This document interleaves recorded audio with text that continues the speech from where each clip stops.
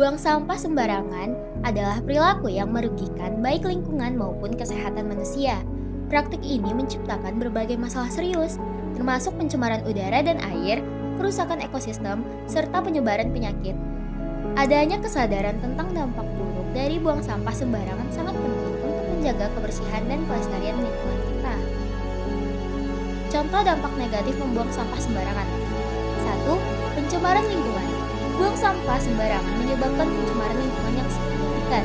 Sampah yang tercecer di jalan, sungai, atau lahan terbuka dapat menciptakan pemandangan yang tidak indah, merusak ekosistem, serta mengganggu kehidupan flora dan fauna. 2. Ancaman terhadap kesehatan manusia. Penting untuk diingat bahwa buang sampah sembarangan juga berdampak negatif terhadap kesehatan manusia.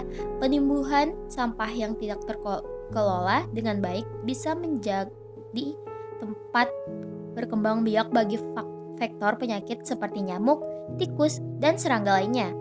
Penyakit-penyakit berbahaya seperti demam berdarah, malaria, dan infeksi lainnya dapat menyebar dengan cepat akibat kondisi ini.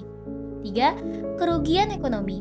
Selain dampak lingkungan dan kesehatan, buang sampah sembarangan juga menciptakan kerugian ekonomi yang signifikan.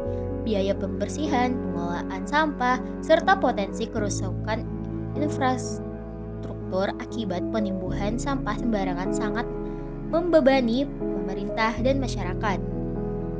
4. Perlunya edukasi dan kesadaran. Mengatasi masalah buang sampah sembarangan membutuhkan kolaborasi semua pihak. Pemerintah, lembaga swadaya masyarakat, serta masyarakat umum harus bekerja sama dalam mengedukasi dan meningkatkan kesadaran akan pentingnya mengolah sampah yang baik. Pada 2015, University of Georgia menyatakan bahwa Indonesia adalah penyumbang sampah terbesar kedua di dunia, dengan sejumlah 187,2 ton per tahunnya. Salah satu penyumbang sampah terbesar adalah sampah rumah tangga. Secara nasional yang terdiri dari 200 kota atau kabupaten sebesar 29 juta ton pada tahun 2021. Kenapa ada banyak sampah di Indonesia? Hal ini terjadi karena kurangnya kesadaran lingkungan yang terjadi karena masyarakat Indonesia, sehingga menyebabkan sampah tidak dibuang dengan baik. Maka dari itu kita harus menerapkan 3R, reduce, reuse, dan recycle. Reduce adalah mengurangi penggunaan barang yang berpotensi dapat menjadi sampah. Reuse adalah kembali memanfaatkan barang-barang yang masih bisa digunakan. Recycle adalah daur ulang, yang berarti kita harus memanfaatkan sampah yang dapat didaur ulang. Ada 4 jenis sampah. Yang pertama ada sampah organik, lalu ada sampah anorganik, lalu ada sampah limbah B3, dan yang terakhir ada sampah kertas. Nah, sampah organik ini adalah sampah yang dihasilkan oleh manusia tanpa ada campuran bahan kimia. Dan sampah anorganik juga dapat terurai dengan waktu yang sangat singkat, yaitu 2-4 minggu saja. Lalu contoh sampah organik ini adalah sisa makanan, sisa kulit buah, dan dedaunan. Lalu yang kedua ada sampah anorganik.